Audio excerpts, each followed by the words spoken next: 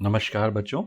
आज हम class 9th के हिंदी के एक चैप्टर रहीम के दोहे के ऊपर जो एमसीक्यू हैं वो करेंगे और हम कोशिश करेंगे वो जो दोहे हैं जिस से वो एमसीक्यू बनाए गए हैं हम दोहे को भी समझा पाएँ आपको साथ साथ। तो आपको दोनों चीज़ें साथ साथ हो जाएंगी, एमसीक्यू भी हो जाएगा और दोहे भी हम आपको समझा पाएंगे और डिफ़िकल्ट वर्ड जो भी दोहे में यूज़ होंगे उसके भी हम आपको मीनिंग बताएंगे जो आपके काम आ सकते हैं।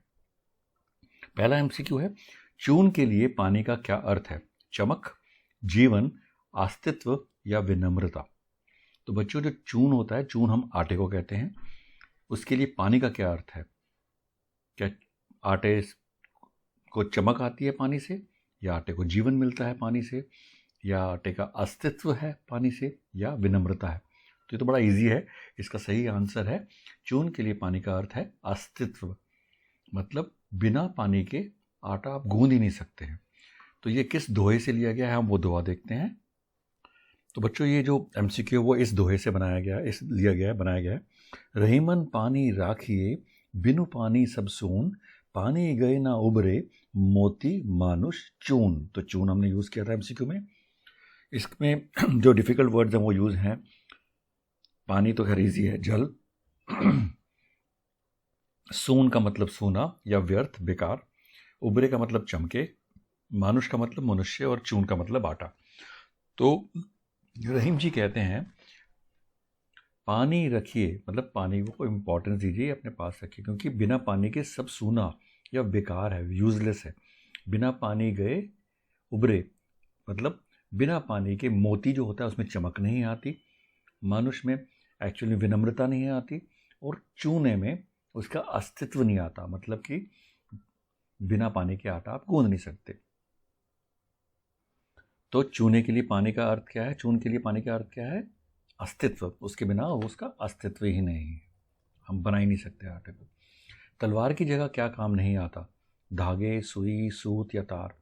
तो बच्चों तलवार जो है उससे हम जब लड़ाई होती है, सोल्जर जाते हैं, तो क्या उसकी जगह धागा काम कर सकता है या सुई काम कर सकती है? सूत। एक्चुअल में तो इनमें से कोई भी चीज़ काम नहीं कर सकती तलवार की जगह, लेकिन जो दोहे में यूज़ किया गया है रेफरेंस, वो तलवार और सुई का किया गया है। तो जहाँ पे तलवार काम आ सकती है वहाँ पे सुई काम नहीं आ सकती। इसका सही जवाब यही है। और हम इसका दोहा देखते हैं। तो ये जो दोहा है जिससे ये एमसीक्यू बनाया गया वो है, रहीमन देखी बड़ेन को, लघु न दीजिए डारी, जहाँ काम आवे सुई, कहा करे तरवार। तो बच्चों इसमें जो डिफ़िकल्ट वर्ड्स हैं इन दोहे में वो है बड़ेन, मतलब बड़ों को, उच्च पद वालों को जो कि हायर पोस्ट पे होते हैं, जैसे कि मिनिस्टर्स, प्राइम मिनिस्टर। लघु का मतलब होता है छोटे या नॉर्मल, जैसे कॉमन लोग, जैसे कि मैं हूँ। डारी का मतलब त्यागना, छोड़ देना। जहाँ काम आवे सुई, कहा करे क्या करेगी तरवारी, मतलब कहा करे मतलब क्या करेगी, तरवारी का मतलब तलवार। तो तलवार और सुई का इन्होंने यहाँ पे रेफरेंस दिया है। जहाँ पे सुई काम करती है वहाँ पे तलवार काम नहीं करेगी, जहाँ पे तलवार काम करेगी वहाँ पे सुई काम नहीं करेगी। तो इसका तो जवाब आपको आ ही गया होगा, तलवार की जगह क्या काम नहीं आता? सुई काम नहीं आती। नेक्स्ट क्वेश्चन पे चलते हैं। दूध के फटने पर उसका क्या नहीं बनता? मक्खन, लस्सी, खीर या घी। तो बच्चों जो दूध जब फट जाता है तो उससे क्या नहीं बनता? ये किस दोहे से लिया गया, पहले वो दोहा करते हैं और आपको पता लगेगा कि क्या इसका करेक्ट आंसर है। तो बच्चों ये इस दोहे से एमसीक्यू बनाया गया है। बिगड़ी बात बने नहीं, लाख करो किन कोए, रहीमन फाटे दूध को, मथे ना माखन होए। इसमें जो हो सकता है आपको डिफ़िकल्ट वर्ड्स लग रहे होंगे जो कि एग्जाम में भी आ सकते हैं, जिनके अर्थ बताइए। वो पहला है बिगड़ी बात। बिगड़ी मतलब बिगड़ी हुई बात, जो बात खराब हो गई हो, आपके दो दोस्तों के बीच में जब अनबन हो जाए तो आपकी बात बिगड़ जाती है, उसको कहते हैं बिगड़ी बात। बने नहीं, बने नहीं का मतलब नहीं बनती, ठीक नहीं होती। लाख करो किन कोई, करो का मतलब कोई कुछ भी क्यों ना करे। रहीमन फाटे दूध को, मथे न माखन होए। फाटे का मतलब होता है फटा हुआ, दूध जब फट जाता है उसको फाटे इसमें बोला गया है। मथे का मतलब होता है मथने पर। तो मक्खन जब निकालना होता है दूध से तो उसको एक मथनी होती है जिसको बार बार घुमाते हैं, हाथ से हिलाते हैं, उससे मक्खन बाहर निकलता है दूध से। तो इसका मतलब है बिगड़ी बात बनती नहीं है। अगर आपकी बात बिगड़ जाए किसी के साथ, आप कितनी भी कोशिश कर लो वो दोबारा बनती नहीं है। जैसे फटे हुए दूध को कितना भी मथ लो उसमें से मक्खन नहीं निकलता, क्योंकि दूध फट चुका होता है इसलिए मक्खन नहीं निकलता। तो इसका आंसर क्या होगा एमसीक्यू का, देखते हैं। दूध के फटने पर उसका क्या नहीं बनता? मक्खन। तो हमने दोहे में पढ़ लिया था, मक्खन नहीं बनता, कितना ही मतलब फटे हुए दूध से। मोती के लिए पानी का क्या अर्थ है? जल, जीवन, विनम्रता या चमक। तो हमने पढ़ा था पहले ही, ये दोहा पढ़ लिया है। उबरे जो यूज किया गया था वर्ड, मोती के लिए पानी का अर्थ है चमक। तो बिना पानी के मोती में चमक नहीं आती। अगले सवाल पे चलते हैं। रहीम ने एक समय में कितने काम करने को कहा है? 1, 2, 4 या 3? तो बच्चों, रहीम ने एक समय पे सिर्फ एक ही काम करने को कहा है। इस एमसीक्यू को याद रखना, एक काम एक टाइम पे करना चाहिए, फोकस्ड। बड़ी चीज को देखकर किसी छोटी चीज की उपेक्षा नहीं करनी चाहिए, इसका अर्थ क्या है? तो ये हमने अभी दोहा जो किया था सुई और तलवार वाला, ये उससे एमसीक्यू बनाया गया है। तो इसके ऑप्शन देखते हैं। हर चीज़ का अपना महत्व है, बड़ी चीज़ काम की होती है, छोटी चीज़ काम की होती है, या इनमें से कोई नहीं। तो हमने देखा है जहाँ पे सुई काम आएगी वहाँ पे तलवार नहीं आएगी, और जहाँ पे तलवार काम आएगी वहाँ पे सुई काम नहीं आएगी। इसका मतलब हर चीज़ का अपना महत्व होता है। अगले सवाल पे चलते हैं। चित्रकूट में कौन रहने गए थे? रहीम, राम, कृष्ण या इनमें से कोई नहीं? चलो हम इसका दोहा देखते हैं किस में से एमसीक्यू बनाया होगा। तो बच्चों, ये इस दोहे से एमसीक्यू बनाया गया है। चित्रकूट में रमी रहे रहीमन अवध नरेश, जा पर विपदा पड़त है सो आवत है ये देश। चित्रकूट में रमी रहे, रमी रहे का मतलब होता है लीन हो गए या बस गए।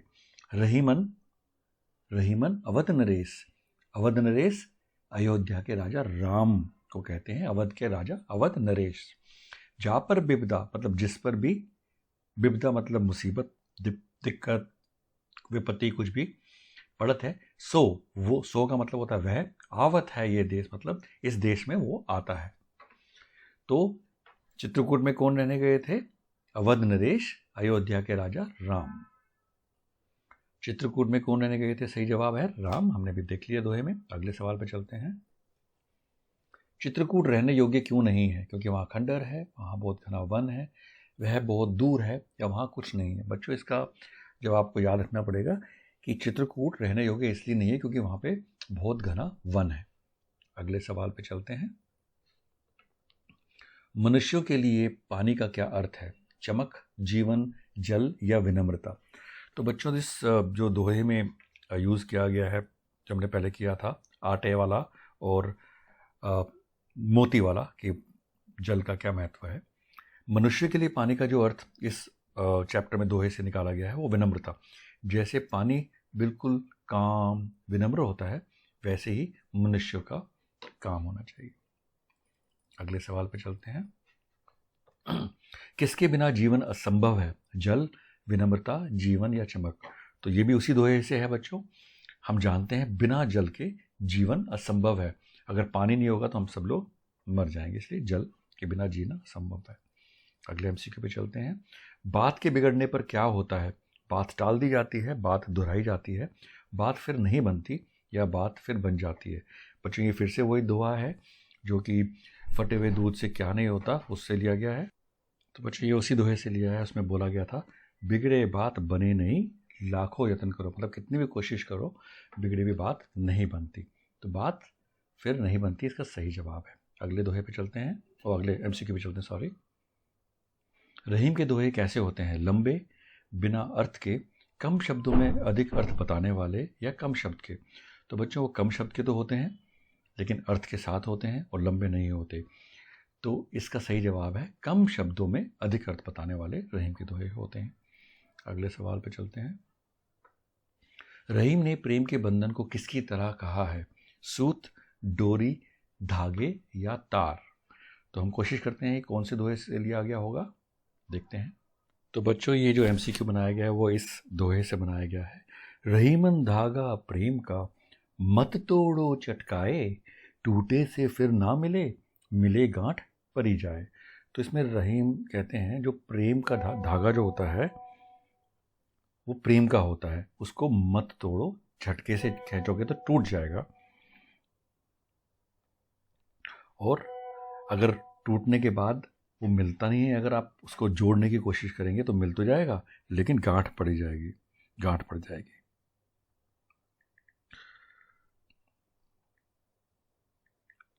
सो रहीमन धागा प्रेम का मत तोड़ो चटकाए। तो इसमें प्रेम का धागा रेफर किया गया है। तो एमसीक्यू का आंसर क्या होगा? तो उसका एमसीक्यू का आंसर था धागा, जो हमने कर लिया है। अगला एमसीक्यू है सुई की जगह क्या काम नहीं आता? तार, डोरी, धागे या तलवार। तो हमने ये दोहा तो ऑलरेडी कर लिया है, सुई की जगह तलवार काम नहीं आती। अगले सवाल पे चलते हैं। हिरन किससे खुश होकर अपना शरीर न्यौछावर कर देता है? इंसान, गाना, संगीत या इनमें से कोई नहीं। इसका दोहा देखते हैं कौन सा है। तो बच्चों ये एमसीक्यू इस दोहे से बनाया गया है। नाद रिजी तन देत मृग, नर धन हेत समेत, ते रहीम पशु से अधिक, रिजहू कुछ ना देत। तो इसमें नाद का मतलब होता है संगीत, रिजी मतलब प्रसन्न होकर, तन देत मृग मतलब शरीर, और मृग हिरन को कहते हैं। नर का मतलब मनुष्य होता है, हेत का मतलब कल्याण होता है, सहित का मतलब होता है, समेत का मतलब सहित होता है, और पशु से अधिक पशु से भी गए गुजरे, और कछु कुछ भी। तो इसमें जो मृग है हिरन, संगीत को से प्रसन्न होकर अपना शरीर दे देता है। तो एमसीक्यू हिरन किससे खुश होकर अपना शरीर न्यौछावर कर देता है? संगीत से। अगले एमसीक्यू पे चलते हैं। रहीम दूसरों से क्या छुपा कर रखने को कहते हैं? मजाक, दुख, धागा या इनमें से कोई नहीं। चलो हम देखते हैं कौन से दोहे से बनाया गया होगा। तो बच्चों ये इस दोहे से बनाया गया है। रहीमन निज मन की बिथा, मन ही राखो गोए, सुनी अठिलिए लोग सब, बांटी ना लहे कोई। तो बच्चों इसमें जो डिफिकल्ट वर्ड्स हैं वो हैं निज मतलब अपने, बिथा मतलब दुख दर्द परेशानी प्रॉब्लम्स, मन ही राखो गोए मतलब राखो का मतलब होता है रखो, गोए का मतलब छुपा कर, अठिलिए है का मतलब इठलाना या किसी का मजाक उड़ाना, लहे कोई मतलब लेंगे कोई।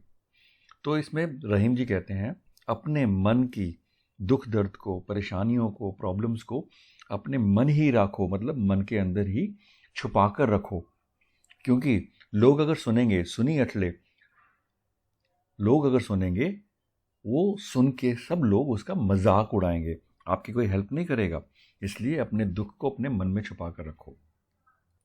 तो इसका जवाब है रहीम दूसरों से क्या छुपा कर रखने को कहते हैं? दुख। अगले सवाल पे चलते हैं। किसके जल को धन्य कहा गया है? सागर के, नदी के, तालाब के या कीचड़ के? ये हमने शायद दोहा नहीं किया, देखते हैं कौन सा दोहे से किया है। तो बच्चों ये एमसीक्यू इस दोहे से लिया गया है। धनी रहीम जल पंख को, लघु जिए पियत अधाए, उदधी बड़ाई कौन है, जगत प्यास सो जाए। इसमें जो डिफिकल्ट वर्ड्स हैं वो हैं धन्य है धनी, पंख कीचड़ को कहा जाता है, लघु जिए मतलब छोटे जीव प्राणी, पियत पीकर, अधाय मतलब संतुष्ट होते हैं, सेटिस्फाइड हो जाते हैं, तृप्त हो जाते हैं, उदधी बड़ाई, उदधी का मतलब होता है समुद्र, बड़ाई का मतलब महानता, जगत मतलब संसार, ये सारे लोग आसपास पूरी दुनिया, प्यासो मतलब प्यास। तो इसमें रहीम कहते हैं धन्य है कीचड़ का पानी, जो कि छोटे छोटे जीवों को, लघु जिए को पानी उसको पीते हैं और संतुष्ट होते हैं। समुद्र में क्या सी बड़ाई है, मतलब जो समुद्र का पानी है उसमें कौन सी बड़ाई है, वो क्यों हम उसको धन्य कहेंगे, क्योंकि उसको तो कोई पी नहीं सकता, उसके लिए जगत प्यासा जाता है, जगत प्यास हो जाए। तो रहीम ने कीचड़ के पानी को धन्य कहा है। तो किसके जल को धन्य कहा गया है? कीचड़ के। अगले एमसीक्यू पे चलते हैं। दूसरों के प्रेम को देखकर लोग क्या त्यागने को तैयार रहते हैं? घर, संपत्ति, धन, सब कुछ। बच्चों इसका जवाब है सब कुछ त्यागने को तैयार रहते हैं। अगले सवाल पे चलते हैं। रहीम ने पानी के कितने अर्थ लिए हैं? 5, 2, 3 या 4? तो बच्चों हमने देखा है दोहे में रहीम ने जो पानी के जो अर्थ लिए हैं वो 3 लिए हैं, ये इसका करेक्ट जवाब है, याद रखना आप। अगला सवाल, किसके जल को व्यर्थ कहा गया है? नदी के, कीचड़ के, तालाब के या सागर के?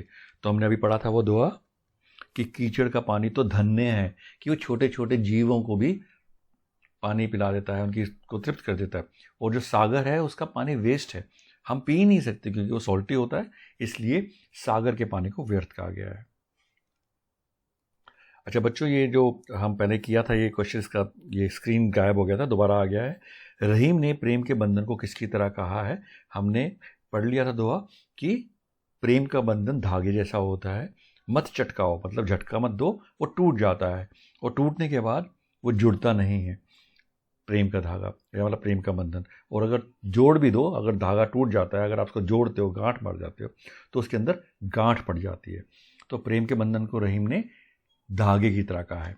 अच्छा बच्चों, अगर ये आपको एमसीक्यू पसंद आया होगा तो मुझे ज़रूर कमेंट कीजिएगा। मैं ऐसे बाकी जो मैंने एमसीक्यू बनाए हैं, मैं कोशिश करूँगा उन एमसीक्यू को लिंक कर सकूँ चैप्टर से, और उनकी एक्सप्लेनेशन भी आपको साथ साथ दे सकूँ। आप ज़रूर इस वीडियो को लाइक कीजिए, शेयर कीजिए और सब्सक्राइब कीजिए। Thank you children, and all the very best, and good luck for your exams.